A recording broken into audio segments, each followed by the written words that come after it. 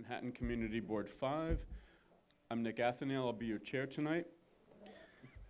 First item on the agenda will be the public session, during which time we'll invite our elected officials and their representatives to speak to the board for 2 minutes each.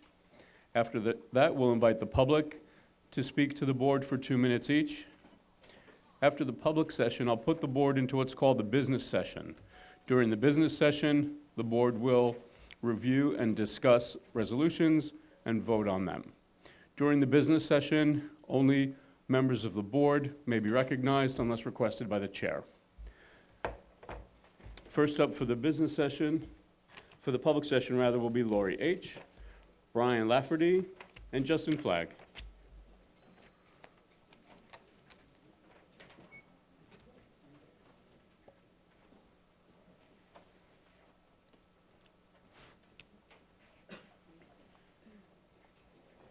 Hi, excuse me. I'm Lori Harger-Rugo from Speaker Corey Johnson's office. Hopefully, many of you saw that the speaker unveiled a new report in recognition of the homelessness crisis was actually 2 weeks ago. It includes nearly 90 recommendations. Don't worry, I'm not going to go through them. The council worked with over 100 stakeholders and advocates for 18 months to create this report, which is called our Homelessness Crisis, the Case for Change.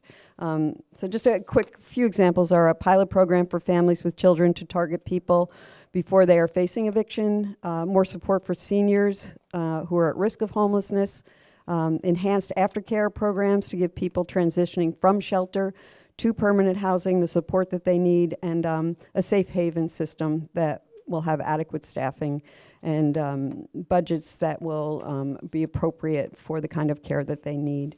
Two quick things. We're going to have our community resource fair on February 25th. It'll be at Touro College from 6:30 p.m. to 8:30 p.m. That's at 320 West 31st Street. You'll be able to have free blood pressure tests and vision screenings. And one more thing, Saturday, March 1st, supermarkets and stores around New York State will no longer give out plastic bags, and in New York City, stores will charge a 5-cent fee for paper bags. So on Sunday, February 16th, our office will be at Manhattan Plaza giving away free reusable bags courtesy of DSNY. And Manhattan Plaza, that's at 400 West 43rd Street. And those are the bags you have by your seats, right? Yes. We'll be giving more of those away. Thank you. Thank you.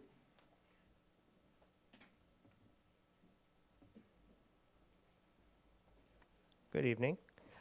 Borough President Brewer invites members of the community to participate in her age-friendly survey regarding the nature and quality of resources and amenities available to older people, including transportation, technology, healthy living, advanced care planning, and the arts. The survey was created with the New York Academy of Medicine and will inform the age-friendly initiative moving forward. For more information regarding the survey, including the link to the online survey and how to request a printed copy, please see me directly or take a copy of the Borough President's newsletter on the table in the back, while I promise to take with me any newsletters left over. The Borough President would also like to remind everyone that the deadline to apply or reapply to Manhattan Community Boards or the Manhattan Solid Waste Advisory Board is tomorrow, Friday, February 14th at 5 p.m. I brought some paper copies, left them in the back. They have to be postmarked tomorrow. For more information, for the online link, you can see me or again take copies of the newsletter. Also, I wanted to make sure to note that the 14th Street Busway General Public Survey deadline is also this Friday, February 14th. And if you need the link for that, please feel free to see me, or you can reach out to me by email. I can be reached at blafferty@manhattanbp.nyc.gov or by phone at 212-669-4564. Earlier this month, Borough President Brewer wrote to Governor Cuomo regarding the delay in naming members of the congestion pricing panel, which will set policies for the new era of Manhattan Central business traffic. She requested that 2 Manhattanites, including one from inside the congestion pricing zone, and one from outside the congestion pricing zone, be appointed. The letter may be viewed at bit.ly/congestletter. That's all one word. Thank you. Thank you.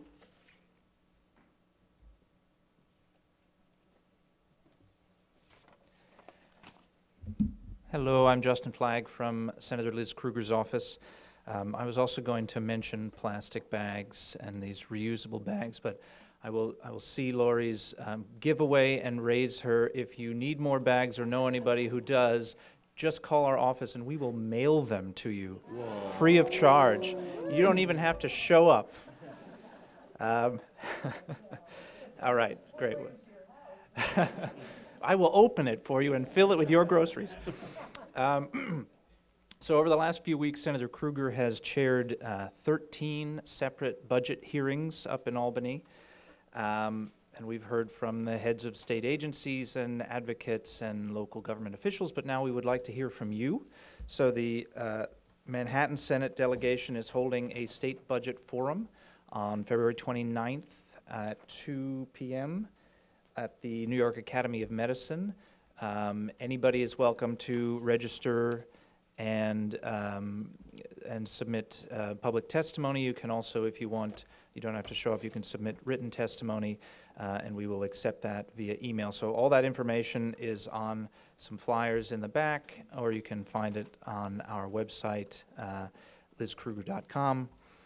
And I will say this is not a pro forma thing, that all the senators will actually be there, and last year was the first year that we did this, and we heard some important information that had not come out in those 13 budget hearings up in Albany. So it's a worthwhile exercise to participate in if you have something to say about the budget. And since we will no longer be having our community bulletins in the back, I would encourage you to go to our website, lizkrueger.com. You can read the community bulletin there, and you can also sign up to get it via email every month, as well as occasional other updates. Thank you. Thank you. Next up, as Abigail Bressler, Jeremy Unger, and Betsy Schneid.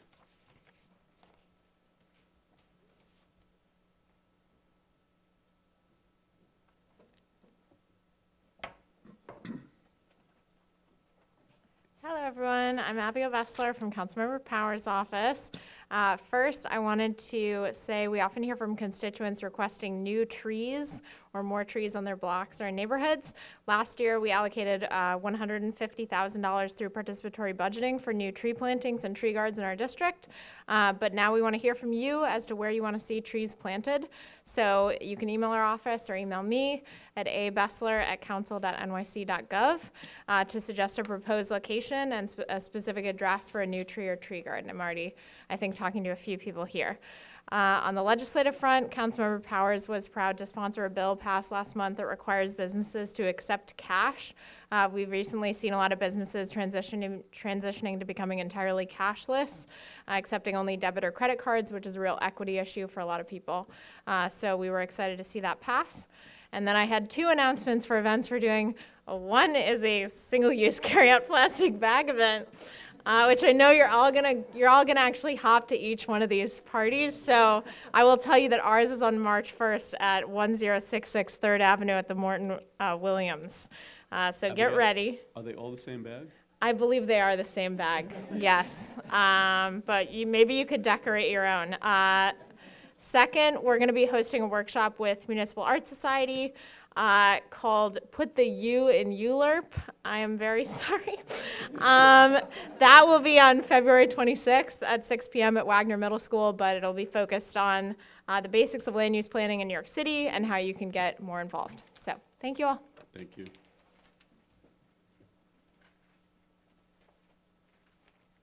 Hi, everybody. Jeremy from Councilwoman Carolina Rivera's office. My whole spiel is also going to be about recycled and reused bags, but I'm going to skip that. Couple of quick updates. I know a lot of people are really worried or have questions about coronavirus. For anyone who has any questions right now, there are no confirmed cases of coronavirus in the city of New York. Every single person that was a suspected case has come back negative, which is great news. So the main thing we're trying to do right now is make sure that people are practicing good flu habits, washing their hands daily, making sure to sneeze into a handkerchief or into their arm if they need to, and stay home if you're feeling sick. Right now, the only people who need to be tested are people that are presenting with typical flu symptoms, fever, aches, pains, stuffy nose, who have also traveled in mainland China in the last few weeks. So please, the biggest thing right now is know the facts. Go to the city's Department of Health's website. They have great information about this. And if you have any other concerns, feel free to contact me. I've been working on this daily. And just please try to keep the prejudice and the fear out of your minds. Go about your daily lives. We've been dealing with a lot of these issues. And if also businesses in Chinatown right now are really hurting. So if you are hungry and need to go out for somewhere to eat, really would encourage you to stop down in Chinatown this week. In other news, the councilwoman was really excited to hear that Mount Sinai Beth Israel Hospital is now going to be pursuing a new birthing center at their new location. That came after testimony from our office and a number of other electeds' offices calling for that as part of the transformation of their hospital that will be moved to 14th and 2nd Avenue in a few years. So that was a really big win for us. We're excited to see that return after their labor and delivery service closed a few years ago. And then finally, we passed a bill in the council in early January to create new regulations for inspections and investigations for pregnant mothers who test positive for lead. The mayor signed that into law on Tuesday. That was really exciting for us.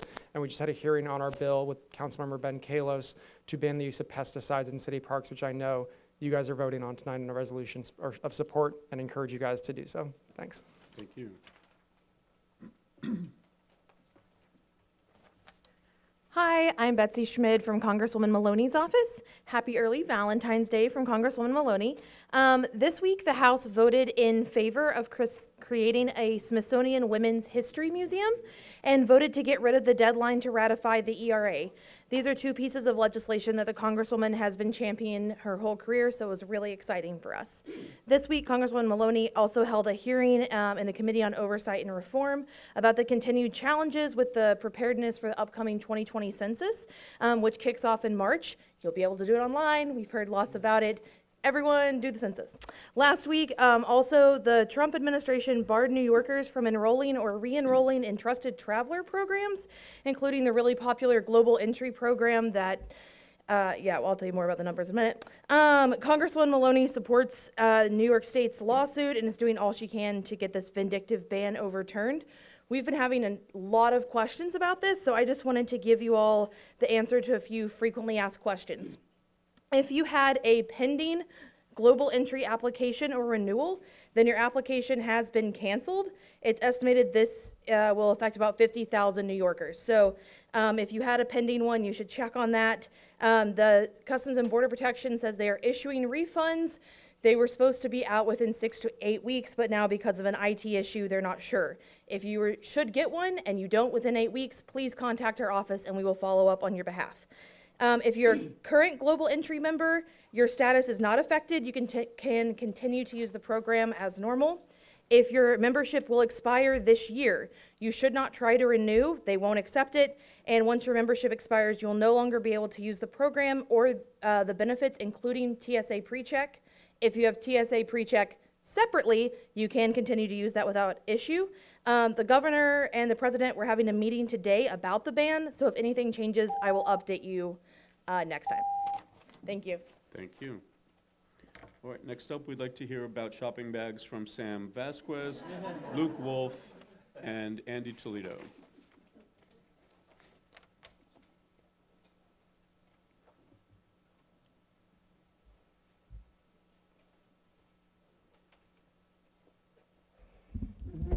Hi, everybody. Sam from Senator Hoylman's office.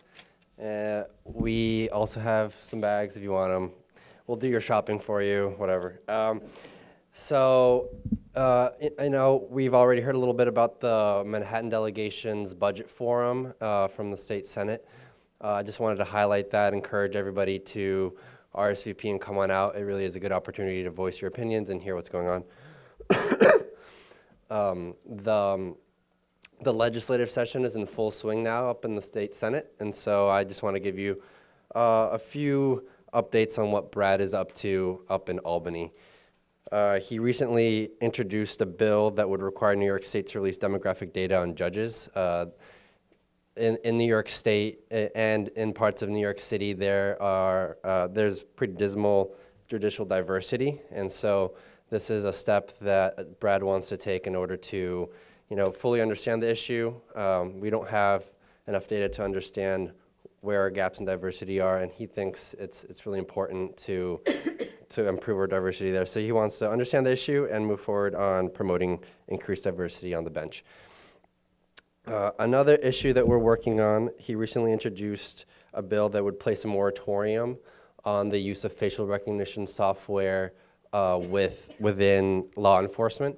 There's been some recent news of abuses and unauthorized use of facial recognition, so we want to make sure the bill includes a task force that would study the use of facial recognition in order so that we can understand exactly potential pitfalls and try to avoid those, and making sure that we're preserving people's privacy and while still maintaining public safety. So those are some of the issues that we're working on. There's a lot more coming out, so if you're interested, we printed only a few copies for Wally of our report, but you can always check out what we're up to on our website.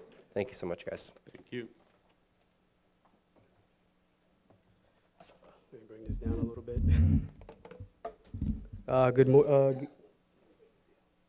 All right, good evening, folks. So shopping bags. No, just joking. My name is Andy Toledo. I represent the Office of Civic Engagement Commission. Just a quick show of hands, how many people are familiar with that office? One or two? Yeah, that seems to be the consensus. So the office was created in November 2018 through ballot referendum.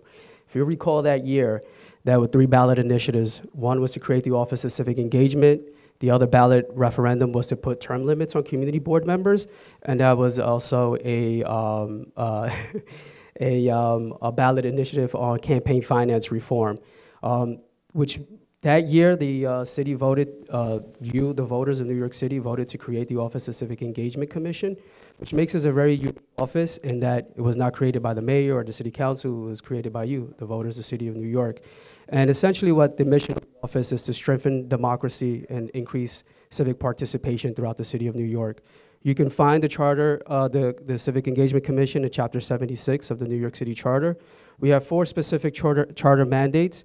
One is to develop and implement the citywide participatory budgeting program. As you know, participatory budgeting is done at the local city council level. Our second charter mandate is to work closely with community boards to provide more technical support and trainings. Our third charter mandate is to develop a citywide engagement strategy with community-based organizations, the private sector, and city agencies. And lastly, our last charter mandate is to develop a poll-site interpretation program. As you know, the New York City Board of Elections, that's one of their main portfolios, is to provide interpreters at poll sites should there be a need for poll-site interpretation. By 2022, the Civic Engagement Commission will be taking over that portfolio, and it will no longer be under the guise of the New York City Board of Election. I'm here to also, can I finish up? Is that okay? Let you know that we're having a public hearing on our first report that we submitted to the city on January 1st regarding our poll-site interpretation program. How are we going to roll that out? First public hearing is on next week, Tuesday, on the 18th. It's at 1 Center Street. I brought some flyers in the back if anyone's interested in attending. And I also brought a 1-sheet pager informational on the Civic Engagement Commission. My contact information is there as well. Our website is nyc.gov/CEC. You can read our full report on our proposed methodology. And I'll stick around if there's any questions or concerns. Thank you very much. Sure. Yep. Yeah, so thank you for that. So that's another little unique characteristic of our office is that our structure is not like a traditional mayoral agency where you have a commissioner and then you have a bunch of deputy commissioners. We have 15 commissioners, 8 that are appointed by the mayor, 2 that are appointed by the Speaker of the City Council, Corey Johnson, and each borough president has 1 appointee. So there's 15 in total commissioners. Thank you.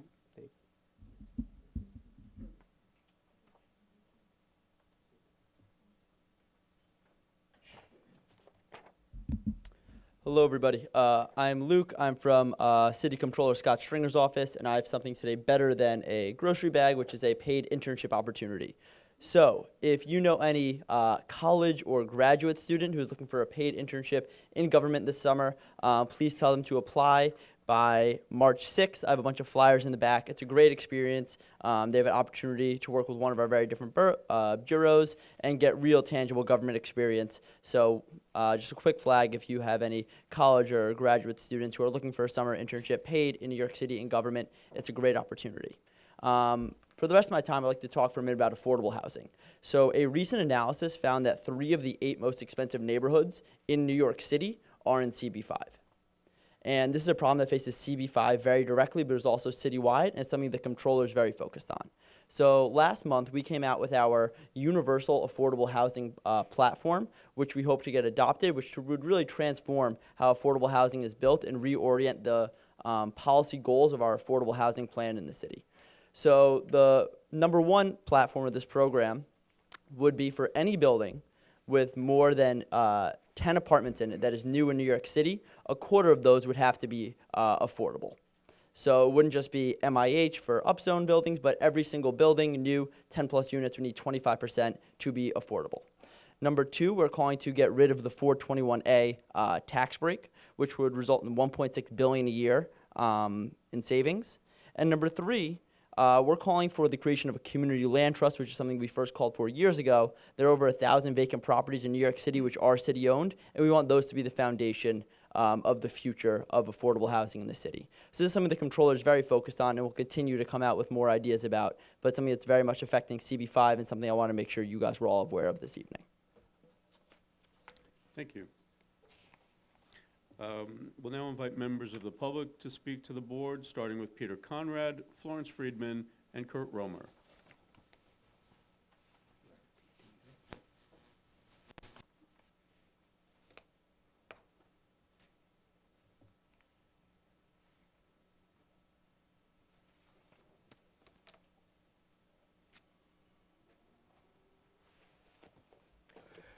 Good evening. My name is Peter Conrad. I'm a resident of 145 East 15th Street and a member of its board of directors. Building happens to be just outside of CB5, but close enough to a border to be affected materially by an application for a sidewalk cafe that is before the board tonight. That's a sidewalk cafe that the establishment Sidebar, located at 15th Street and Irving Place, would like to operate. It has previously operated a sidewalk cafe and then operated one without a license after it lapsed, and I believe that it lapsed with its knowledge and it continued to operate. I want to thank the Parks and Public Spaces Committee for the hearing that they conducted last week on February 3rd, which I did attend.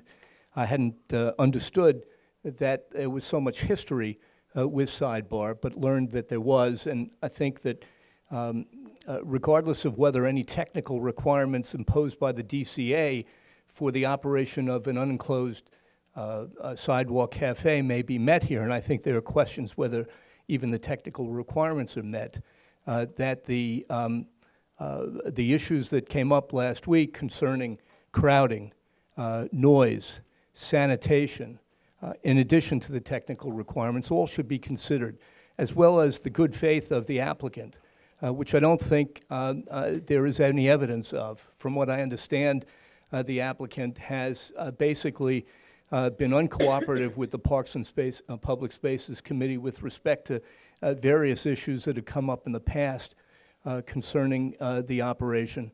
And all of that, I believe, ought to be taken into consideration. I'll note as well that with respect to the technical requirements, the plan that was submitted to DCA provides for the removal of a railing around a tree pit on Irving Place, which I believe conflicts with the regulations promulgated by the DCA. And for all those reasons, I believe that the recommendation of the committee, which I understand is being made here tonight, should be adopted by the board. Thank you. Hi, you won't believe it, but I'm going to talk to you about bags, or plastic bags. No, I'm not going to. I needed to break the ice for myself. So I have been aware of Sidebar for a long time, and the whole history, I've been there for the whole history, And the whole history is one of lack of, they have no credibility. This has been going on since minimally 2013. So they came before whatever the group was then and said, oh, we didn't know, we'll fix it. Then in 2019, the most recent one, they came again and said, oh, we didn't know there were any problems, that the residents had a problem, but we're going to fix it. Believe us, we're going to fix it. But we don't believe them. They're not going to fix it, and they haven't fixed it. So while this application is for the Sidewalk Cafe, I think it's very relevant to consider their history in managing the business that they had until now, which was the bar itself. And the history is very bad in terms of noise and crowds and people on the sidewalk looking in to the TV. So even on the sidewalk, it's like their exterior audience for the TV screen on the inside. They could not even control the door leading to the space that they would use for the outdoor cafe. That door is a side door, sidebar, but has a side door, and people would go in and out and kind of use that space there that was not used as sidewalk cafe at that point as a kind of congregational area to smoke, to chat, to go in and out and have a drink. All this indicates that they cannot manage the people who are their customers. And the end result of that is that it's a problem for us. We live in a residential building and we are subject to their mismanagement. Thank you. Thank you.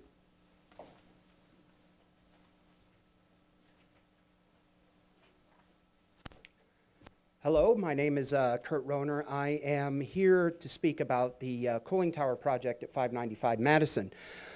We made a presentation to most of this group, I believe, a couple of weeks ago. I just wanted to hit a couple of points that we believe may have been misunderstood from our original presentation. The cooling tower, which I believe you have representations of that, the massing may be significantly smaller than it looks like from the pictures that were taken at the street.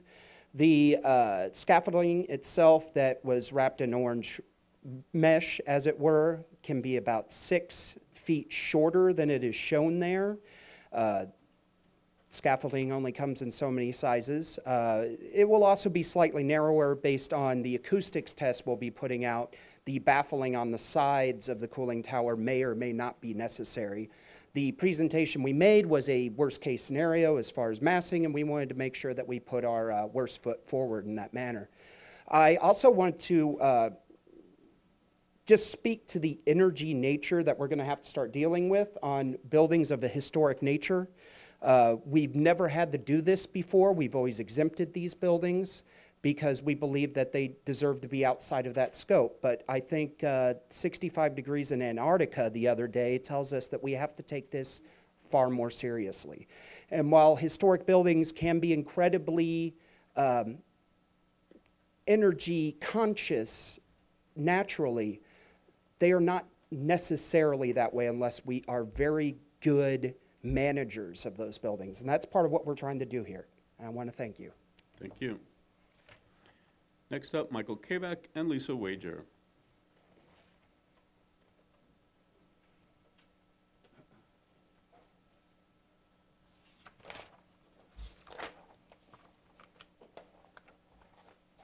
Hi, I'm Mike Kabak, and I'm a licensed New York City tour guide.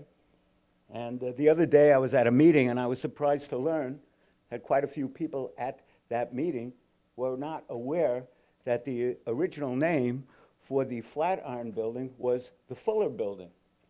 So I have a way for everybody to learn. Those interested, there are free tours offered in the Flatiron District, free tours offered in the Flatiron District and in the Garment District, where you can learn all of these interesting facts about New York City.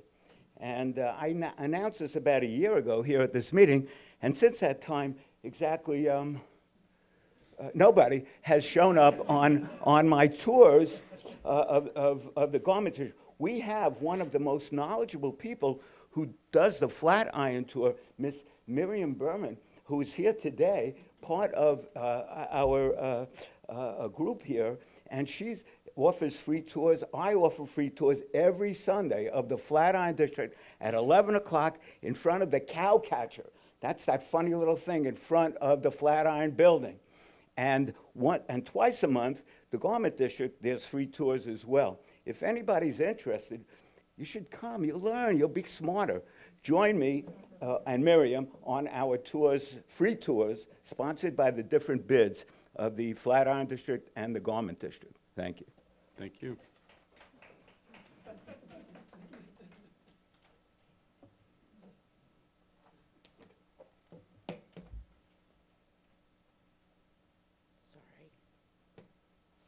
Hi, my name is Lisa Wager. I'm the Director of Government Community Relations at the Fashion Institute of Technology, the SUNY College on 27th and 28th Street, where apparently there's just been some major traffic accident on 7th Avenue, which I hope doesn't involve any of our community directly, and just cars from, I guess I'm really digging myself a deeper hole here. I just hope no one's hurt.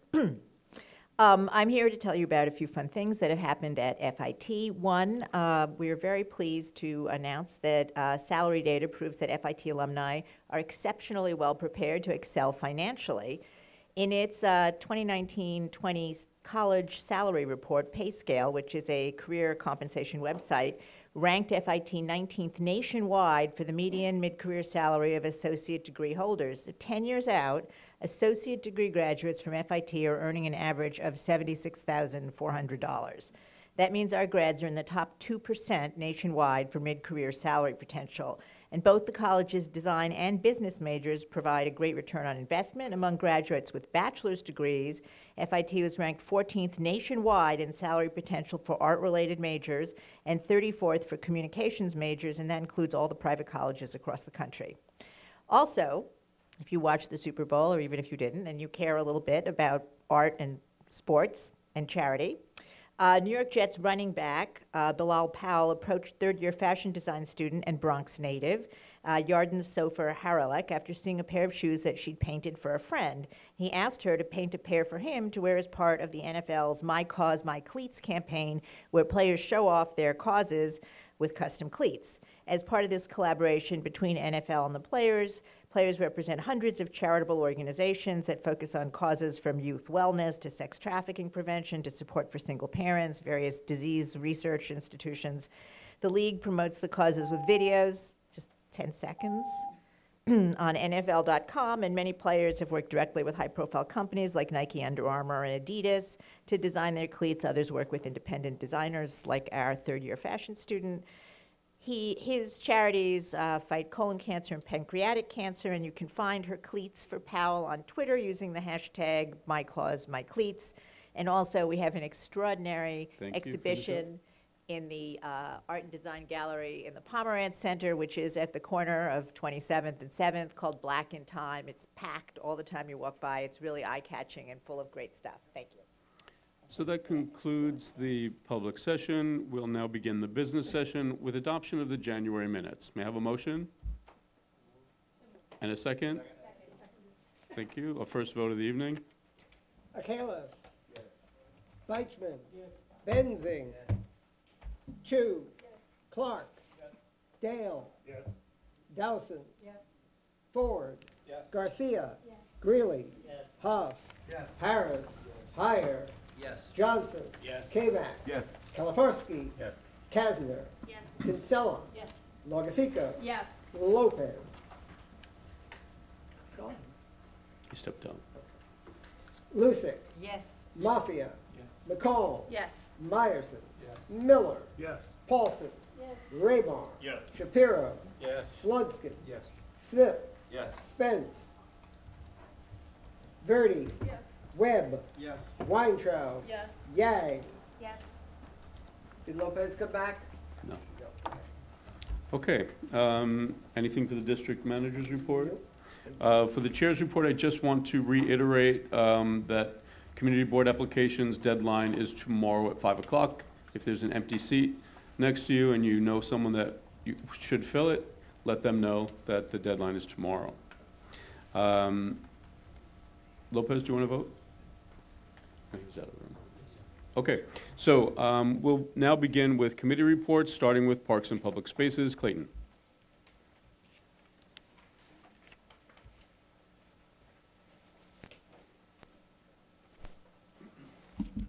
Hello, everyone. We have 4 resolutions. I'd like to have them deemed read. So deemed. And let's bundle these. So the first resolution is the renewal sidewalk cafe application for Sidebar located at 118 East 15th Street. There's a lot of history with this applicant. A couple of members of the public spoke here and at the committee meeting, among maybe 20 others, very eloquently, with a lot of history and documentation around the poor reputation of this applicant in the neighborhood when it comes to their operational standards. We heard about that in detail for about an hour and 15 minutes at our committee meeting in June, convinced the applicant to withdraw their sidewalk cafe application at that time and implement some changes to their method of operation.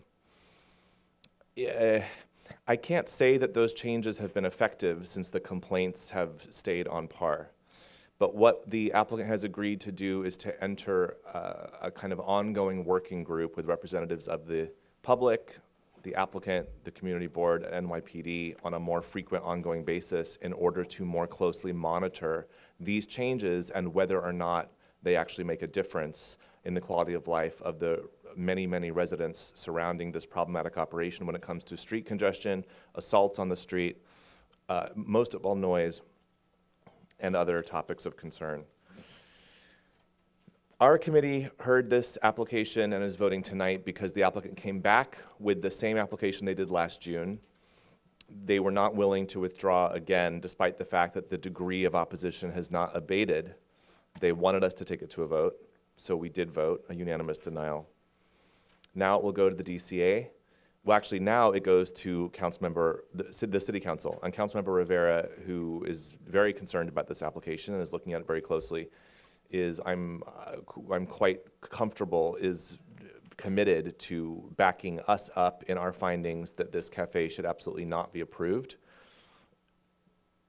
We will see what happens at City Council. Our belief is that the strongest way for a sidewalk cafe application to be denied is on the technical merits. As Mr. Conrad, member of the public, was speaking about earlier, there is some question about the tree bed issue. So in the resolution as written, because of the fact that the technical finding is probably the strongest argument that we have, we led with that issue, that there is an open question about if the railings around the tree beds are in fact meant to be replaced with a flush grate, which is the only way that the cafe could be approved. And if so, who's paying for that? Those tree beds are on city property, they're not the applicant's property. So what is that? The applicant didn't provide any information about this particular item of their proposed cafe. That might be the easiest way to go. In response to that, they might then modify their cafe application and just remove certain tables so that there is more feet clearance around those tree beds. I don't know. Then the bulk of the resolution, as you'll see, is just about our additional reservations about the reputation of the operation. And that's obviously a very persuasive argument. I mean, it's obvious, it's common sense to anyone in this room that an existing liquor licensee should not be granted additional area, let alone outdoors, to continue to serve their clientele if they have a poor reputation and a history of police response and 311 complaints.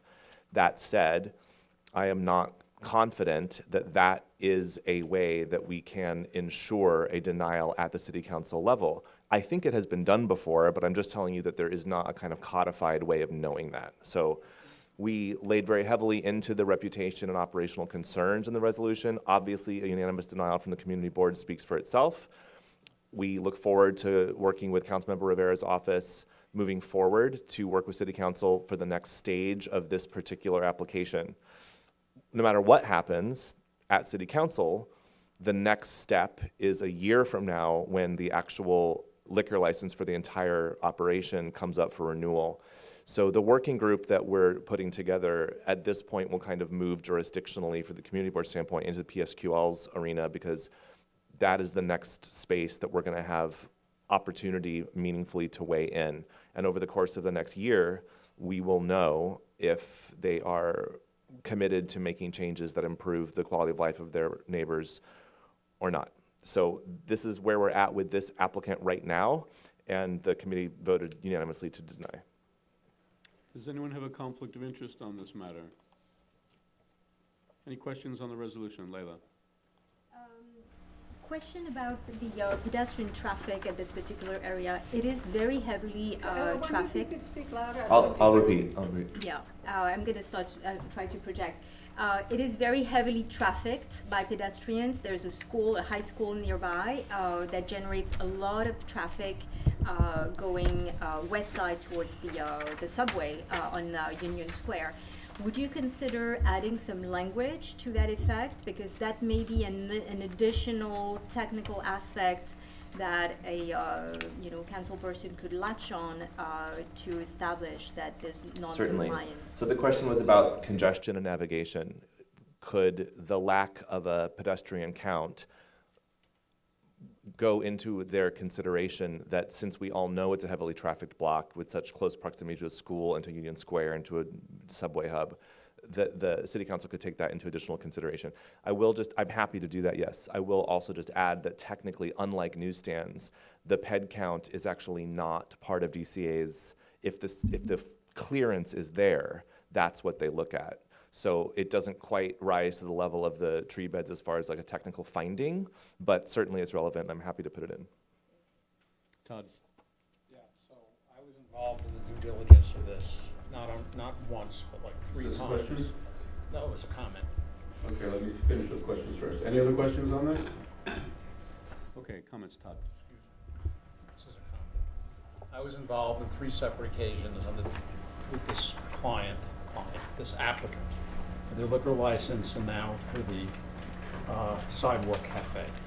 So everything that Clayton says is absolutely true and should be taken into account. But Layla was actually at the meeting, and I just want to emphasize what she says. It's true that as a legal and technical matter, that the best thing is to quibble over the details of the sidewalk rate. But if anybody from the city council is there, or the city council member, it's just common sense. That street and the traffic on it that goes towards the subway and towards the school, as a matter of just common sense policy, it just doesn't lend itself to a sidewalk cafe. Now, I've been one that's been in favor of granting sidewalk cafes when you had a good applicant that was a reputable operator and they were willing to work and respected in the neighborhood. In this case, you have none of those. But putting all of that aside, right? Given that neighborhood and the traffic there, this is Union Square. You have a subway station. There's so much going on. It's like even if these were exemplary operators, we as a community board, I think we have to emphasize that this just doesn't make any sense. Now, of course, we'll continue our efforts to speak out just on the grounds that Clayton laid out, but I think it's good politics and good policy for us to make the strongest possible case that there should be no sidewalk cafe there. And then the other thing is there was a sidewalk cafe there for many years. You know, we weren't the community board at that time or the neighborhood. Maybe it wasn't as active there. That area's been built up over time. But now is the time to really make an issue of it. Thank you. Any other comments? I'd like to make a comment. No. Actually, there's some detail here that a member of the public just submitted that I didn't actually know, which is quite helpful, which is that the petitioner for a cafe, if this tree bed issue is relevant, has to actually submit a copy of the request for the change to the tree bed to the local community board. I didn't know that. What that means is that whatever happens with the DCA and this applicant, we will be apprised of that information. So that's good to know because we will at least be in the loop about what's happening. And so I would just vote for a friendly amendment to our own resolution, a little more language about this point, that we expect the DCA to, as to the city law, share with us that information. Great. Next. Did you want to vote on this or you bundle? Okay. Next resolution is much more anodyne. This is the applications from Union Square Partnership for their 2020, Wally, let's change that, roster of programming. This is the Union Square Partnership. The bid, it's not the same as Madison Square Park and Bryant Park, which receive $0 from the city. Union Square is largely run by the Parks Department. However, the Union Square Partnership does have more limited programming that they do to fund the operations that they do in the park and in the neighborhood. And these programs have stayed largely the same over many years. They have always been very transparent and consistent about coming to us with changes. This list here is the same as the list from the last couple of years, and we voted unanimously to approve. Does anyone have a conflict? Any questions? Any comments? Next. Next is I-1524, which is a local law proposed to amend the code of the city in relation to the use of pesticides by city agencies. Councilmember Rivera's representative spoke tonight about this bill that has been introduced by Carlene Rivera and by Keith Powers, among others in the City Council, to amend the list of substances that is approved for use by city agencies to exclude certain glyphosate in products like Roundup and others. These are chemical compounds that have been assessed by the World Health Organization as probably carcinogenic. We heard testimony that New York City Parks Department employees have been diagnosed with certain cancers related to glyphosate exposure in numbers that far exceed the norm for New York City residents. We did have a conversation about cost, about alternatives, about what this means, et cetera. On balance, the committee felt unanimously that this is obviously a no-brainer for the city. The burden, which is a serious medical and financial toll of the use of these products, disproportionately affects communities of color and low-income neighborhoods. NYCHA is included on the list of properties that would not be allowed to use these products. So we had testimony that the city of Chicago has passed similar legislation a few years ago and has now implemented use of natural products, and that in some cases these products are even more effective because they target the specific pest or weed that is at issue in the property, as opposed to something like Roundup, which is a very blunt instrument. And also that it did not significantly impact the budget for the city of Chicago. This is kind of anecdotal. I can't talk to you about numbers. But this is something that the Parks Department supports. And if the Parks Department supports something, then we certainly can. So we voted unanimously to support this legislation. Does anyone have a conflict with this? Any questions? Yes. Just curious, why does it have a disproportionate impact on lower income neighborhoods? Because I would just imagine that the more parks would be in like Central Park, for example. I think that the NYCHA properties are probably the main metric for that. I can't speak to it more specifically. I don't know if Jeremy Unger's here. If he has any more information about that, I would be happy to hear that.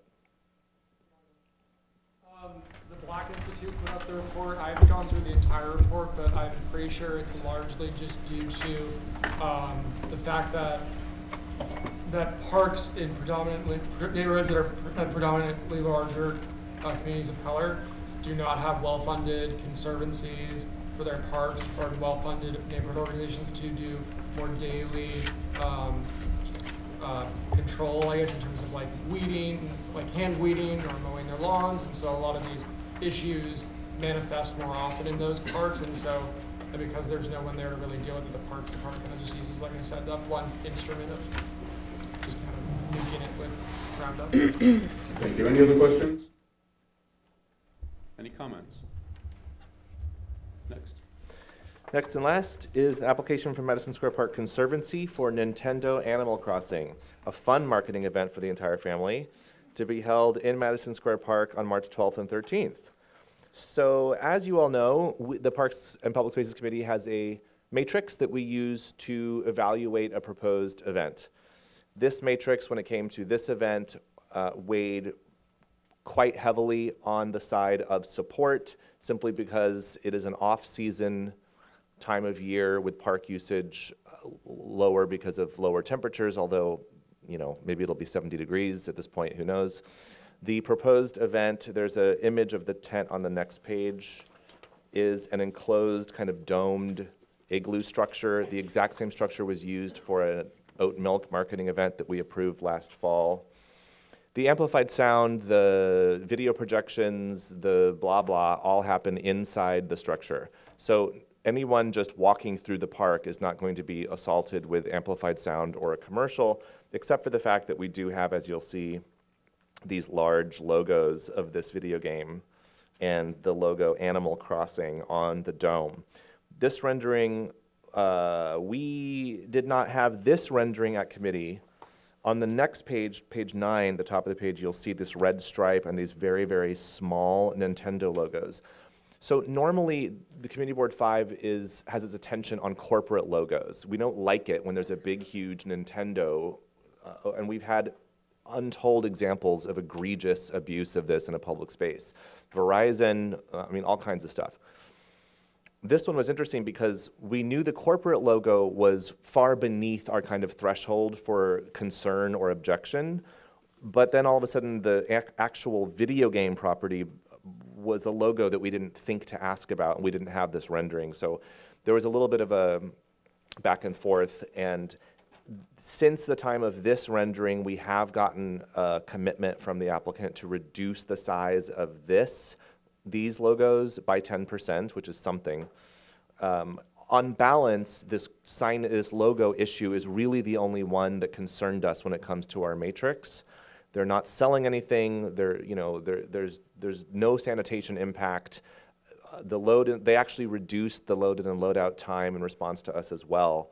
So even with our concerns about this logo here, they are still trying to work with us. They did reduce it by 10%, and on balance, we still found that we could support the application. And I'll remind the members of the public and the committee that this is one of 4 marketing events that the Madison Square Park Conservancy are contractually allowed to have every year with the Parks Department. So there's 4 of these events that they have the right to do contractually, and what we try to do is to make those events less bad. This is the first that we've had this year. So last year, I think there were 2 total. So they've been coming in under anyway, and they do go a very long way toward filling the gaps in their operating budget. That's it. Okay. Does anyone have a conflict? Any questions? Any comments? All right, we'll take these 4 resolutions to a vote. Yang. Yes. Weintraub. Yes. Webb. Yes. Verdi. Yes. Spence. Yes. Smith. Yes. Slutsky. Yes. Shapiro. Yes. Raybon. Yes. Paulson. Miller. Yes. Meyerson. Yes. McCall. Yes. Mafia. Yes. Lucy. Yes. Lopez. Yes. Rogasico. Yes. Kinsella. Yes. Kazimir. Yes. Kalafarsky. Yes. Kavak. Yes.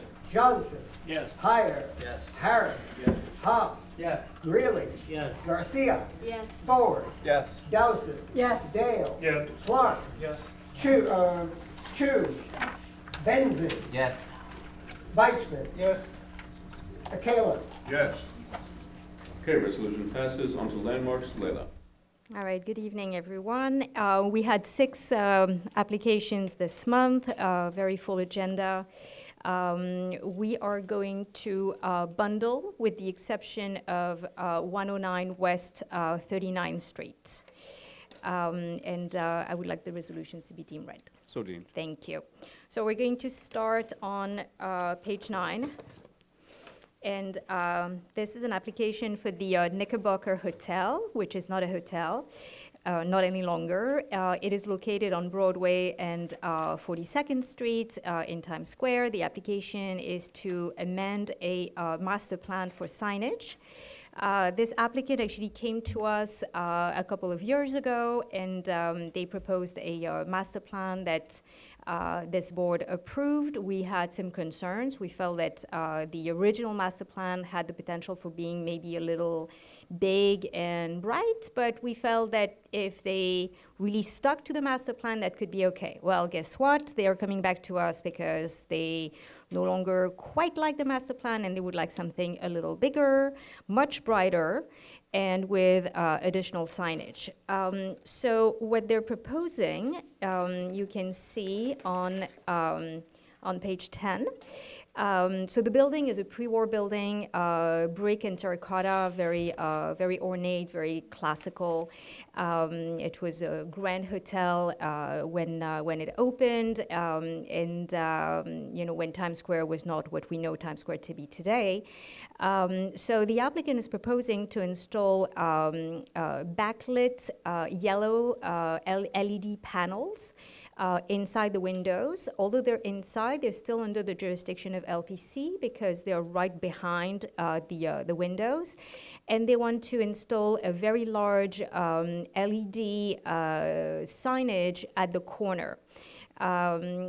So overall, the committee felt that those alterations were not appropriate for the building, and we issued a recommendation for denial, unless the retail corner LED blade sign would be removed and the illuminated yellow LED signs are drastically reduced in intensity and in size and illumination. And that was a unanimous vote.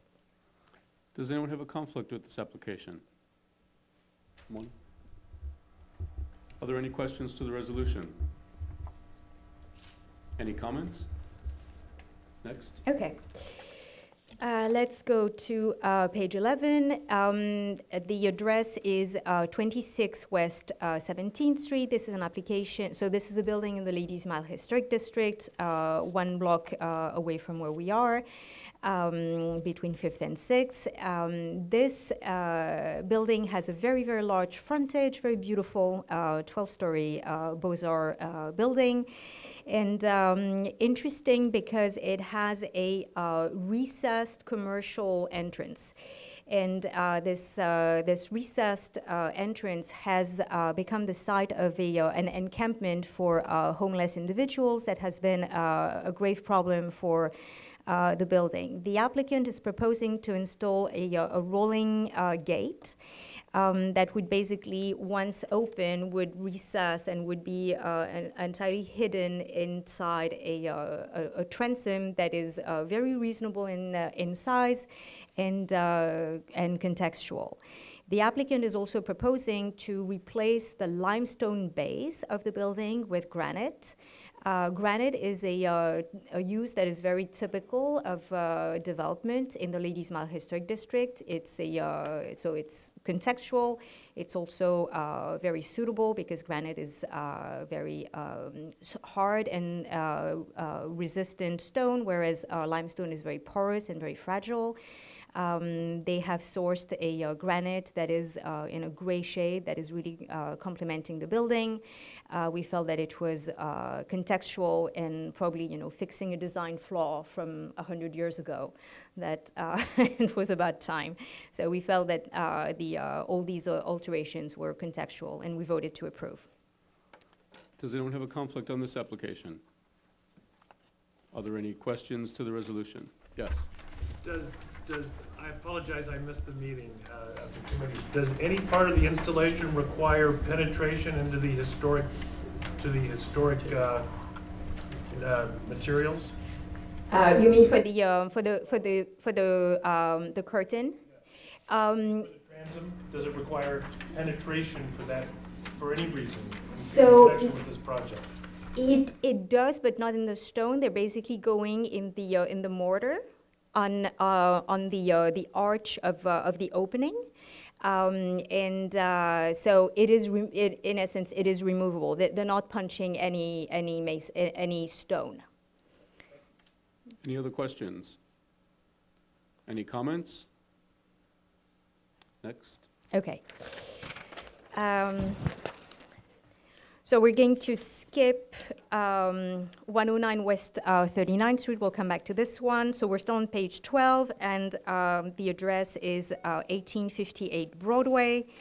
This is in the Madison Square North Historic District. This is an application for a new facade to replace an existing storefront and signage. 1158. Yes, what did I say? You said 18. Sorry.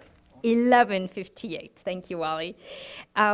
So this is a building located in the Madison Square North Historic District. The cross street is West 27th Street, and the storefront is actually on West 27th Street.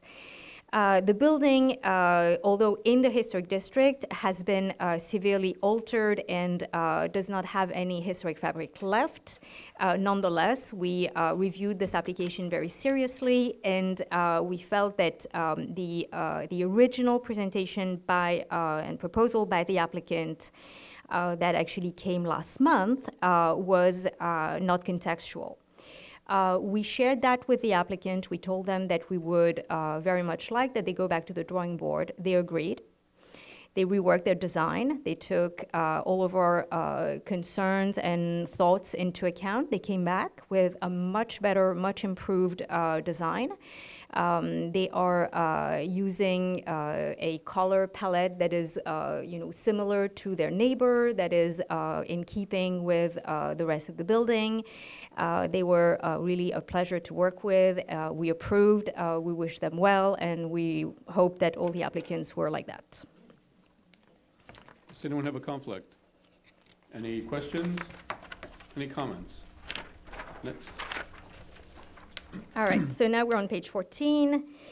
The address is 595 Madison Avenue. This is the Fuller Building. This building you're probably very familiar with is located on Madison and 57th Street, very historic. Both the interior and exterior are designated landmarks. So to honor Mike's tours, I would mention that the Fuller Building is the original name of the Flatiron Building. Now you know. You still have to take his tour, though. So the Fuller Building is a Art Deco building. Very, very symmetrical. It's all about this, sort of like wedding cake, articulation that is, very constrained and very rigorous. The applicant is proposing to install a cooling tower that would be located on a recessed roof portion of the building at the 18th story. The committee based a recommendation on the drawings and the renderings that were submitted to us. Typically, applicants show us the real condition. The mock-ups that are installed are actually examined by the Landmarks Preservation Commission, and therefore they are at the size of what is being proposed. There is no such thing as a best-case scenario or a worst-case scenario. This is the scenario, accurate, so this is what we reviewed. We felt that this addition was it is very visible. We felt that this visibility was distracting. We also kept in mind the knowledge that we have of reviewing similar applications for other historic buildings, especially, I don't know if you recall, Rockefeller Center came to us, I want to say, maybe 18 months ago with a similar proposal, and they were actually able to source cooling tower mechanical units that were much shorter, and they were able to install them horizontally, and that minimized the visibility tremendously. So really what we're trying to communicate to the applicant is, by all means, energy efficiency is a goal that is very important that Community Board 5 supports, but there may be ways to achieve energy efficiency while keeping the integrity of the historic building intact. And therefore, our recommendation is to deny the application so that the applicant can source a more contextual piece of equipment that would have no visibility. Does anyone have a conflict on this matter? Are there any questions? Any comments? Next. 1501 Broadway. This is the Paramount Building. It's on Broadway and 43rd Street in Times Square. you're probably very familiar with the building. This is this is a building that is very significant to our district. This is also a building that has been in front of this board many times. I feel that every year they come back to us with some signage alterations.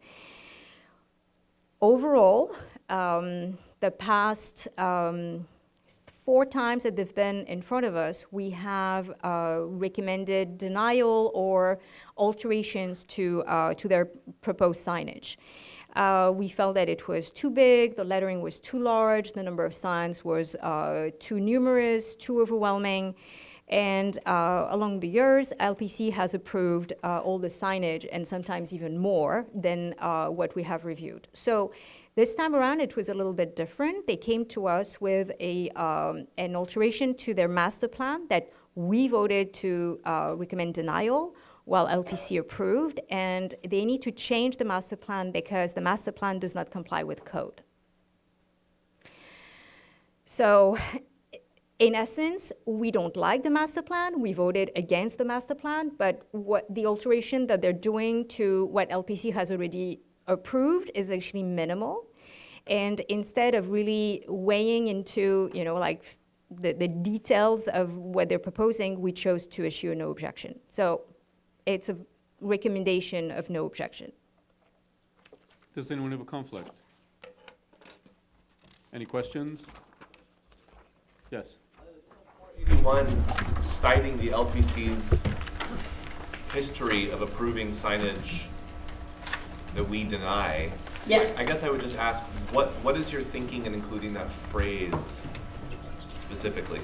We just want to remind LPC when they have their public hearing, usually they read our recommendation. If they see that it's a no objection, they may decide to read the previous sentence and see that, we did not agree with the actions that they have taken over the years.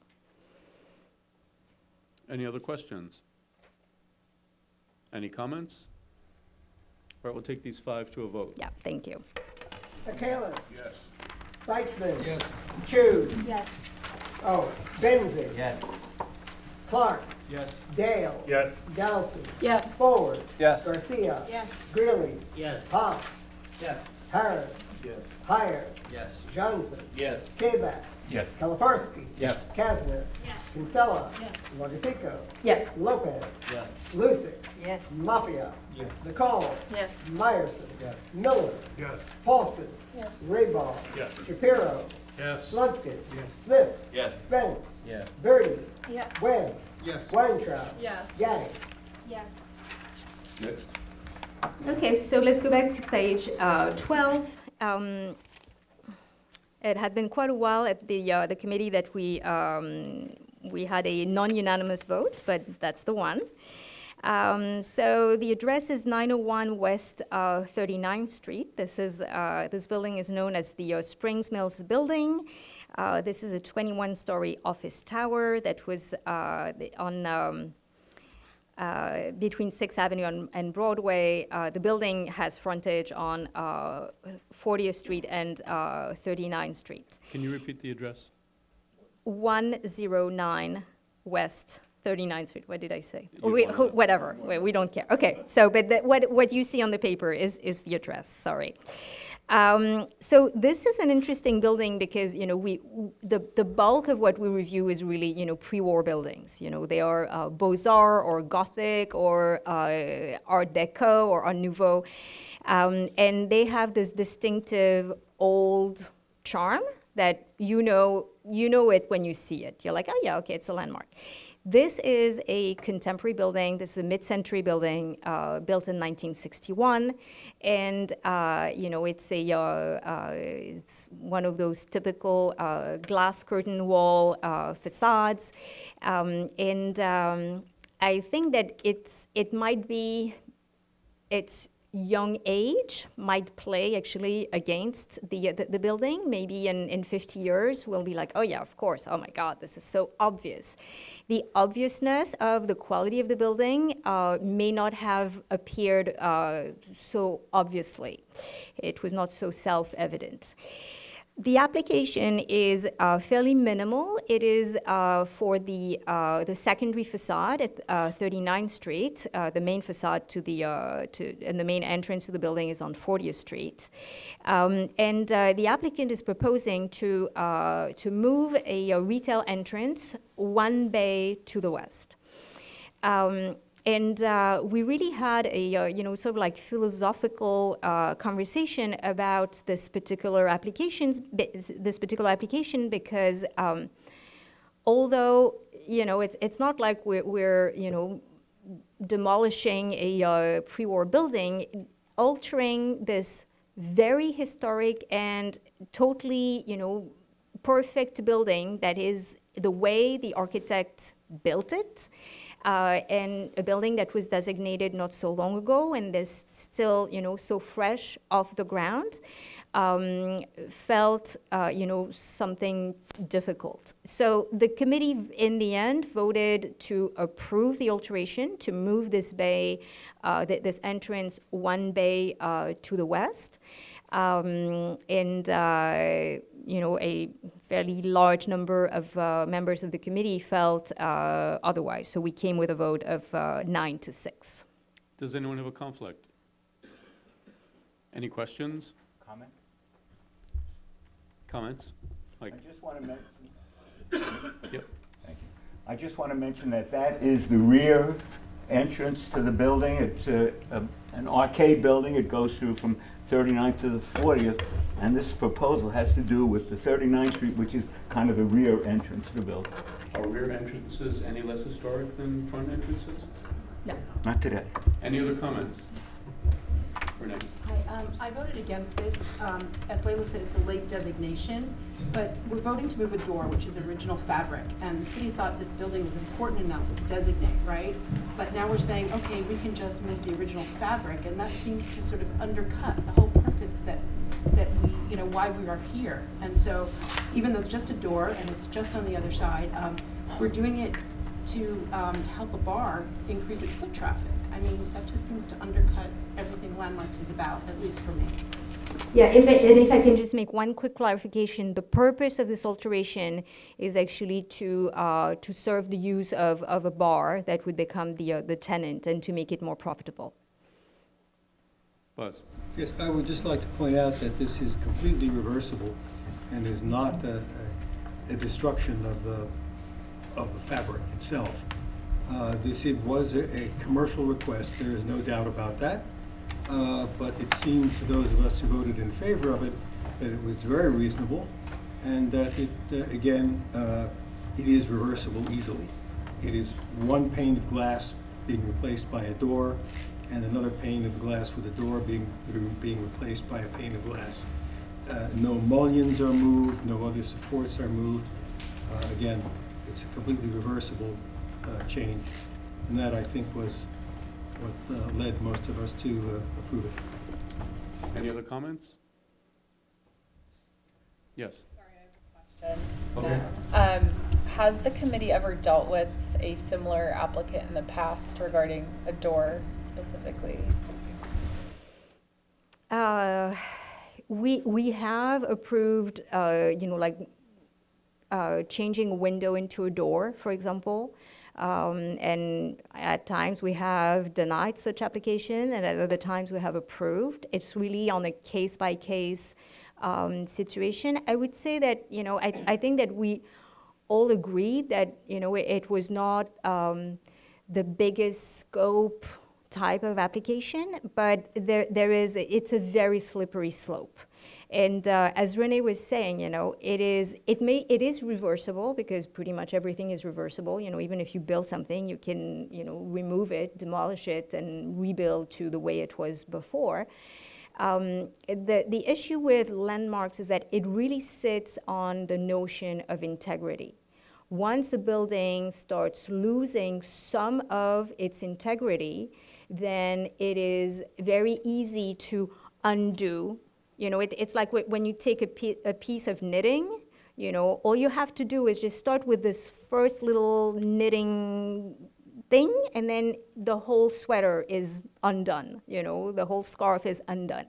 And with landmarks, it's the same. To give you an idea and a context, the Demarest building that we recommended designation of, building is located on 33rd Street and 5th Avenue, catty corner from the Empire State Building. Beautiful building, very historic. You look at it and it's one of those, you know it when you see it. It's a landmark, it's a historic building, and yet the argument given by LPC to not designate is that the windows, which are very big and very significant, have been replaced, and that therefore the historic integrity is lost. So this is the notion of death by 1,000 cuts, and it is much easier never to give the first cut so that you never take the slippery slope. Once you do that, then the argument to further alter the ground floor and the argument to further say it's a secondary facade, therefore it's okay, or to say, well, you know, there's a loading bay to the west that is not really the prettiest, becomes the floodgates for anything. Okay, back to comments. Buzz? The committee and the board to prevent us from sliding down a slippery slope. Any other comments? Renee? I feel I have to respond to that for precedent's sake, right? Once Speak we to the chair. say there's no original fabric, we use that as a basis to sometimes allow more and more and more. And so our precedent, we rely a lot on precedent, and our precedent here, what we're setting is it's okay to just take this landmark that's, the integrity is there, and start, as Layla says, 1,000 cuts. Any other comments? Miriam? I was just curious as to when it was landmarked. I don't see a date here. I believe it was landmarked 10 years ago. I believe it was landmarked in 2010. And just so you know, it is by two very famous and well-noted architects, Harrison and Abramovitz, who are responsible for the UN building, and the building looks like the UN building. It's like a mini UN building. It's, you know, very long, and, you know, it has this glass curtain facade that is, you know, very significant of the mid-century buildings. Other comments? Clayton?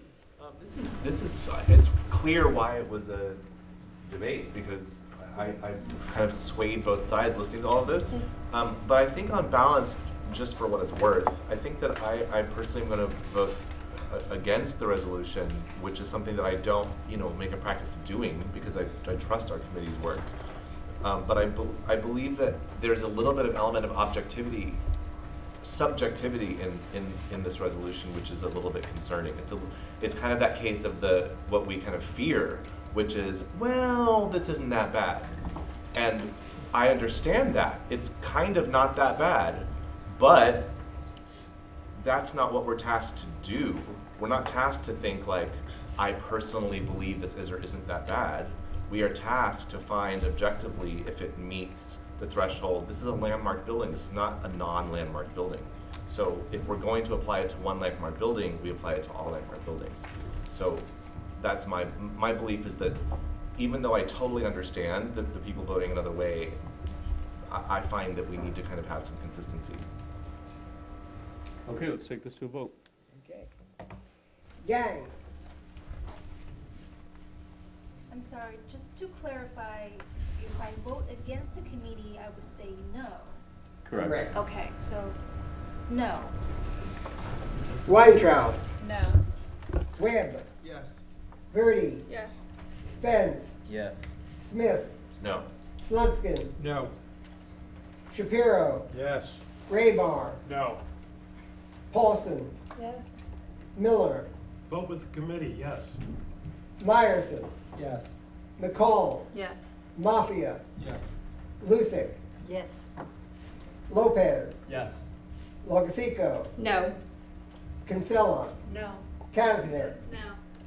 Kaliforski? Yes. Kabak? Yes. Johnson? No. Heyer? No. Harris? No. Haas? Yes. Greeley? Yes. Garcia? Yes. Ford? No. Dowson. Yes. Dale. Yes. Clark. No. Chu. No. Weichman. Yes. Akalis. Yes. Benzing. Oh, sorry, Benzing, sorry. No.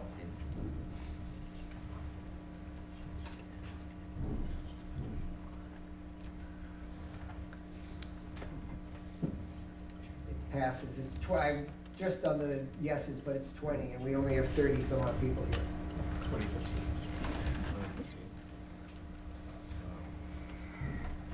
I have 4 no's. 14 no's. So 2014. Motion passes. Next up, Transportation and Environment. EJ.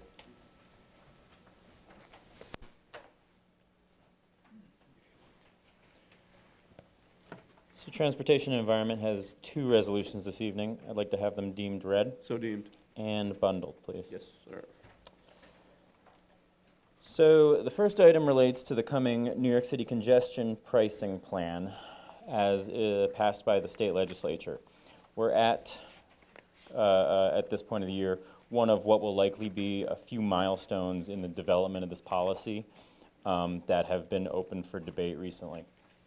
Just for context, to bring everyone up to speed, according to state law passed by the legislature and signed into law, congestion pricing can go into effect as a toll charged for vehicles entering a congestion zone in Manhattan, south of 60th Street, with the goal of encouraging the use of mass transit, reducing vehicular congestion, and providing funding for other transit options. These tolls would be charged once per day per vehicle for vehicles entering the zone. They would be variable tolls for peak periods and off-peak periods. There would be built-in exemptions, according to state law, for authorized emergency vehicles, authorized vehicles transferring persons with disabilities, and a tax credit reimbursement for any toll paid by residents of the zone who make less than $60,000 a year. According to the law, toll revenue must be sufficient to back $15 billion in transportation bonds, which would go in an 80-10-10 split to the New York City Transit Authority, to Metro North, and to the Long Island Railroad in that division. The vast bulk, 80%, goes to the subway and other New York City transit. A traffic mobility review board is supposed to be appointed to set what the exact congestion fee will be for entering the zone and to establish any other hardship exemptions in addition to the ones that are written in the state law. This board is supposed to be comprised of 6 people, with 1 recommended by the mayor, 1 coming from the region served by Metro North, 1 coming from the region served by the Long Island Railroad, and the others suggested by the Bridge and Tunnel Authority of the MTA. This board Transit Mobility Review Board will report to the Bridge and Tunnel Authority back with its recommendations for the congestion fee between November 15th of this year and the end of the year. So the reason this has come up for debate of late is that the board has not been appointed yet, and since it must make its recommendations in this 6-week period at the end of the year, that leaves basically less than 9 months at this point for the board to be appointed, have its deliberations, decide how much it's going to cost to drive into Manhattan, and make that information public. Also thus far, though the MTA has pledged to be open about this process, we've also been told that the Traffic Mobility Review Board is not required to follow the state's open meetings law, since it will only make a recommendation that then needs to be implemented by the MTA. And finally, we have no information yet on how the capabilities of these other transit services will increase when the congestion fee goes into effect, which theoretically will compel many commuters to switch from cars to their mass transit options. So all these different questions and the prospect of the fee getting decided behind closed doors have convinced other community boards like Community Board 1 and Community Board 8 to call for the process to be more open and to start as soon as possible so there's as much visibility into it as possible. And also, as you heard from some of the representatives of the electeds tonight, Borough President Gail Brewer has sent a letter to the governor calling for 2 of the appointees of this board to represent Manhattan, which is not a sure thing, even though the congestion zone is in Manhattan and will most directly affect Manhattan. Specifically, she calls for 2 members to be Manhattanites, 1 from within the zone and 1 from Manhattan outside of the zone. So taking all these positions of other boards and the Borough President's letter into effect, the Transportation and Environment Committee echoed some of these positions and took several strong recommendations of our own. We likewise called on the members of the Transportation Mobility Review Board to be appointed as soon as possible. We called on them to follow the open meeting law. We called for adequate transportation alternatives to be available before the congestion pricing plan goes into effect. We also called for MTA to make sure that there is a transparent and robust public engagement process, including both a role for community boards during the Transit Mobility Review Board's deliberations up to November when they're deciding what the congestion fee will be, so that there is a feedback process, and also to come back to community boards with the recommendation of the review board before it actually gets put into effect, so that community boards can respond to it. And then finally, we also endorsed the Borough President's letter and call for 2 of the representatives to come from Manhattan, 1 from inside the congestion zone and 1 from outside the congestion zone, very much agreeing with the Borough President there. So that, that resolution passed the committee with a vote of 12-0. Does anyone have a conflict? Are there any questions? Craig. EJ, was there any consideration to strengthening the resolve to say that the 2 people, one person should actually live within the zone and 1 be in Manhattan but not live within the zone? Because the way you have it written right now, it's someone representing the interests of those people. So you could see a situation where he appoints somebody from Queens but says, well, they know about Manhattan issues. They can adequately represent them. There was discussion about the specific language that we use, and the committee ultimately decided to exactly mirror the language that the Borough President used, so that we had a unified, so that the borough had a unified position and presentation when taking a position. Other questions? Sarah? Yeah, didn't you say in your presentation that the TMRB was not required to have an open meeting, yet in the conclusion you said you are asking them to have an open meeting? We're asking them to follow that rule, even though they are not apparently legally required to. Other questions? Buzz? Does the Transportation Committee have a position on what happens to people who live in the zone with automobiles? When you say the transportation community, do you mean advocacy groups? Oh, the committee. Well, specific to this, taking a position this month, we did not get into what the actual recommendations should be or what the ultimate congestion fee should be. That's something that once the Mobility Review Board is constituted, it will debate, and we want to be a part of that debate.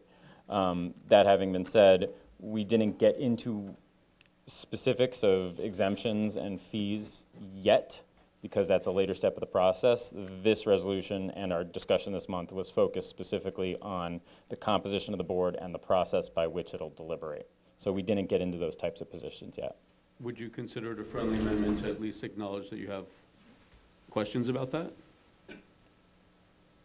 Yeah, I think so. That the reason for our the reason for wanting to be involved in the process is to weigh in on the fee itself and the eventual exemption recommendations. Because the proposal did suggest a fee, a waiver or a credit for residents earning less than $60,000. That's actually already written into state law. Is it? Yeah. So that exists and will exist no matter what. the Mobility Review Board will evaluate whether or not to add more exemptions on top of that. Does that answer your question? I hope so. Any other questions? I know it's already been passed as state law, but does the committee have any opinion or take on this more generally?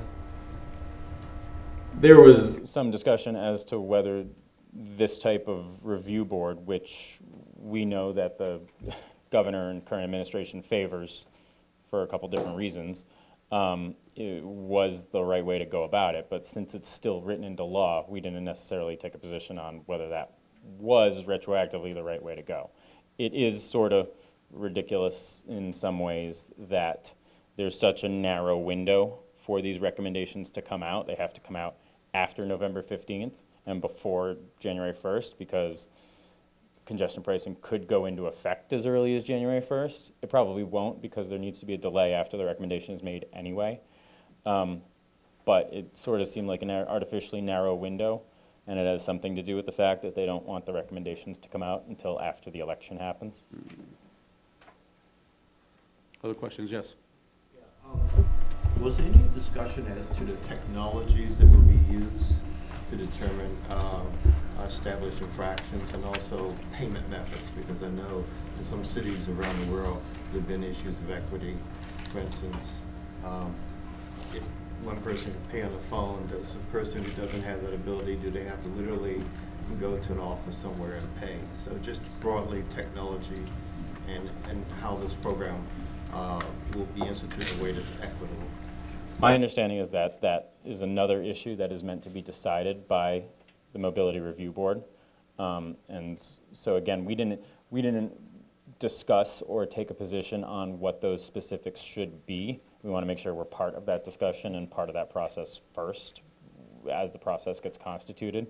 I'm 100% sure we're going to be back talking about this issue in the spring and summer when these decisions are getting made, and that it would probably be appropriate for community boards like us to have positions on those specifics at that time to be part of that process. We didn't talk about those things, those specifics this month as part of a position on the shape and process of the board itself. Other questions? Any comments? Okay, next. Our second resolution is in regards to a design proposal that we heard for the Pershing Square pedestrian plaza. I have one correction for the notes on this resolution. Under Webb appears under both the approved vote and the absent vote. What number? 599. Just strike Webb from under absent. Oh, Webb, got it. Thank you. So, as you might be aware, there's an existing pedestrian plaza on Pershing Square on the west side of the square, just south of Grand Central Terminal. Historically, Community Board 5 in 2009 supported this West Plaza's inclusion in the NYC Plaza program. In 2011, we approved the current design of the plaza when it came before us to resurface and make permanent the pedestrian plaza here.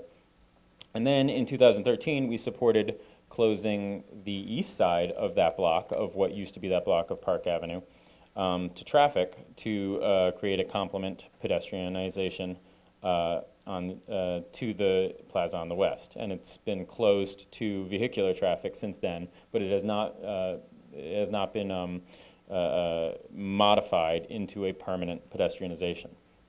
So DOT and the Department of Design and Construction came to us with a more permanent design proposal for the East Plaza. The proposal mirrored the materials and goals that we see on the west side of Plaza, which has, by all accounts, been very successful. It includes tables and greenery and resurfacing to make level what is still a sidewalk and street that was built for vehicular traffic. This would make it a level grade, more suitable to pedestrians. The design provides access for the surrounding buildings, including trash and egress to the Pershing Square Cafe restaurant. It provides for pedestrian security in the form of permanent bollards, and includes swing gates that are essentially horizontal bollards that can be unlocked and opened, that were designed in collaboration with the fire department in New York to allow access for emergency vehicles meeting their code. The design is supported by the surrounding buildings, including the Pershing Square building and the Grand Central Partnership. Of note, it maintains the very large city bike station that's already there on the east side of the plaza. It's one of the bigger and more popular city bike stations in the city, and it does not change that. It facilitates, the design facilitates the bike and foot traffic that will continue to service that station. In general, we thought it was a thoughtful and consistent design. We did call out in our resolution that bollards, while of course required for pedestrian security and they're crucial, we just want to make sure that they continue to be intelligently designed to avoid redundancy or inhibiting actual pedestrian flow wherever it's not necessary, and that they be, and ask that they be incorporated into functions and aesthetics wherever possible. We also asked DOT and DDC to explore extending these two pedestrian plazas down to, they extend right now from 41st to 42nd Street. We asked that they take a look in a holistic way at whether or not they should ever be extended to 40th Street, which of course is where the elevated viaduct eventually merges back with Park Avenue and sort of seems like a natural place for these plazas to extend to. And we asked that that be assessed in a more comprehensive and holistic way than continuing to address these little quadrants piecemeal as time goes on. But despite those points, we thought it was a very appropriate design, and the committee approved the design proposal 15-0 to 0 to 0. Does anyone have a conflict? Any questions? Leila. What's the source of funding? That's a great question. It would be the same source of funding as all the pedestrianization that DOT conducts, but I don't have that. I don't have that figure in front of me. Is it part of the funds that are levied by the East Midtown rezoning? Is it part of the funds that are spent by the governing group, or is it a different stream of funding? I think it is, but I'm not certain. Could be the bid. I'm not sure. I think it's both. I think the governance group does have some of the responsibility for that funding. It's not the bid? It's not And the the bid? It would not be bid. Do you know offhand, Abigail? I can ask Kate, or she was after the government group. What is it? She's asking. Oh, okay. Thank you. Any other questions? Any comments? Okay, we'll take these two to a vote. Achilles. Yes. Deichmann. Yes. Benzing. Yes. Chu. Yes. Clark. Yes. Dale. Yes. Dowson. Yes. Ford. Yes. Garcia. Yes. Greeley. Yes. Hobbs. Yes. Harris. Yes. Heyer. Yes. Johnson. Yes. Kabak. Yes. Kalafarsky. Yes. Kazner. Yes. Kinsella. Yes. Logasico. Yes. Lopez. Yes. Lusick. Yes. Mafia. Yes. Nicole. Yes. Meyerson. Yes. Miller. Yes. Paulson. Yes. Raymond. Yes. Shapiro. Yes. Slutsky. Yes. Smith. Yes. Spence. Yes. Gertie. Yes. Webb. Yes. Weintraub. Yang. Yes. Motion passes. Before we hear from Bex, we're going to get an update from Land Use, Housing, and Zoning. Thank you, Nick. Very quickly, wanted to let you know that although we did not have any applications this month, the Land Use, Housing, and Zoning Committee met for a working session. We reviewed a shadow study that was commissioned in 2019 by the board, and that addressed the shadows that are cast by tall buildings along 57th Street and known as Billionaires Row on Central Park. We discussed the findings of this study among the committee members, and it was very obvious that the first action that the committee wanted to take was to reconvene the Sunshine Task Force, which is a task force that CB5 created in 2015, and get that back to work. The goal is really to take the findings of this study and possibly blend those findings with other types of actions, legislative or administrative, so that some better tools, zoning tools, can be implemented to protect our parks from shadows cast by these very tall buildings. So I'm very happy to say that we have a new task force.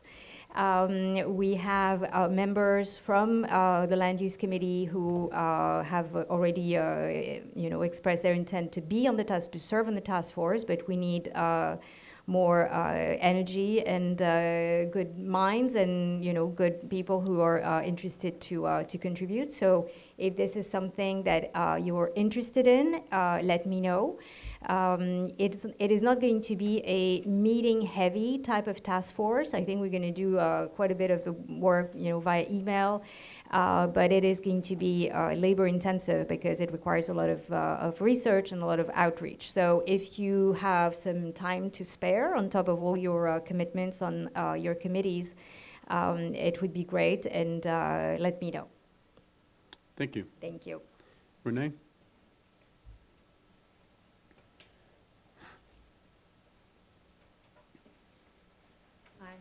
We had one resolution. May I deem it read? Yes, ma'am. And just one change to note before we start. Abstain should read absent at the end of the resolution. So we had a presentation by Emily Helbstrom. She is a parent in the public school system, and she, along with 4 other parents, are seeking to create a public school for students with disabilities, specifically children with dyslexia. There's no school right now, but what they have identified is the opportunity to create a school. So there is a 100,000 square foot public place in land that's owned by NYU. And there was a deal between the city and NYU a while ago, and there is the opportunity to build this school that would be funded by NYU. Up until now, the long story short was the SCA didn't deem that our local schools were overcrowded, and therefore no school was built. But Emily and her cohorts recognized that an opportunity for a school to be placed there was available, and they also recognized that there's a lot of students in our public schools with disabilities, specifically dyslexia. Dyslexia is not sort of pulled out as a category within the DOE, so it's sort of, children with disabilities. What tends to happen is around the 3rd grade, kids start to have problems or things pop up and teachers identify them as having difficulty reading or difficulty in school, or the parent might identify that, and then there's a process for identification. And it's really tough. Either the parent is going to ask for the evaluation or the school's going to ask for the evaluation. There's a team that meets and they evaluate the child, and then they come up with an IEP plan and invite an individualized education plan or not, depending on their findings. And then if you are successful, you're going to get an IEP plan, which means your child is pulled out of the regular school day at some point and given some extra training. But what these parents have identified is that the training that these kids are getting in the public school is really not the best practice for children with dyslexia. There's curriculum that really, really works. You see it in private schools that deal with dyslexia, like the Windward School and like the Churchill School. A lot of parents actually sue the Department of Education. That's a really expensive prospect. It's hard to navigate that path. You have to sue, you have to get your child evaluated by a neuropsych.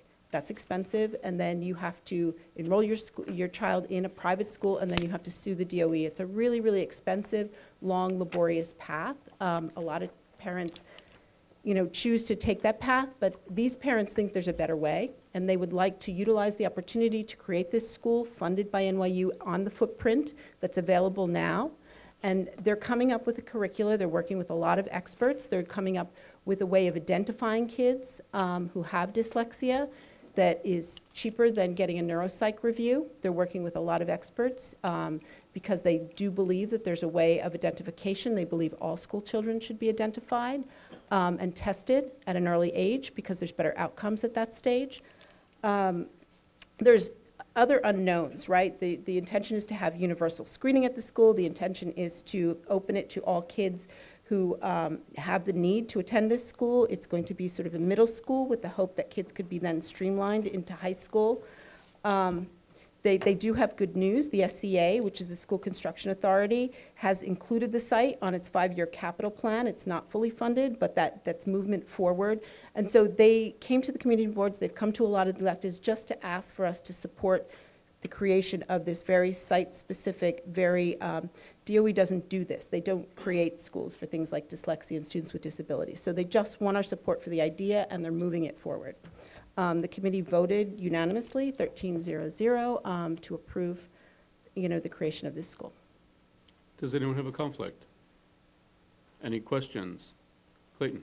So, if I understand correctly, the development of the site with the NYU partnership is a discrete decision that's going to be made, and above and beyond that, then, if the decision is made to have it be a school that focuses on students with dyslexia. Is that That's right. It's sort of a two-step system. They recognize the opportunity for the school. Our school system, as I said, the SCA said, oh, you're not overcrowded, so you don't need a school, and therefore, we don't need to take them up on this opportunity to create this. And I have to add that there's a time limit on this with the deal between NYU and the city, that the possibility is if it's not pursued very quickly, that agreement will run its course, and the opportunity will be lost. Any other questions? Any comments? Okay, we'll take it to a vote. Yang. Yes. Weintraub. Yes. Webb. Yes. Birdie. Yes. Spence. Yes. Smith. Yes. Lunskin. Yes. Shapiro. Yes. Raybar. Yes. Paulson. Yes. Miller. Yes. Meyerson. McCall. Yes. Mafia. Yes. Lusick. Yes. Lopez. Yes. Logasico. Yes. Kinsella. Yes. Kazner. Kalaparsky. Yes. Kabak. Yes. Johnson. Yes. Heyer. Yes. Harris. Yes. Haas. Yes. Greeley. Yes. Garcia. Yes. Ford. Yes. Dowson. Yes. Dale. Yes. Clark. Yes. Chu. Yes. Benzing. Yes. Beichman. Akalis. Yes. Resolution passes. We're adjourned. So you won't be on the phone call. Right. Three of us in the team will be. What is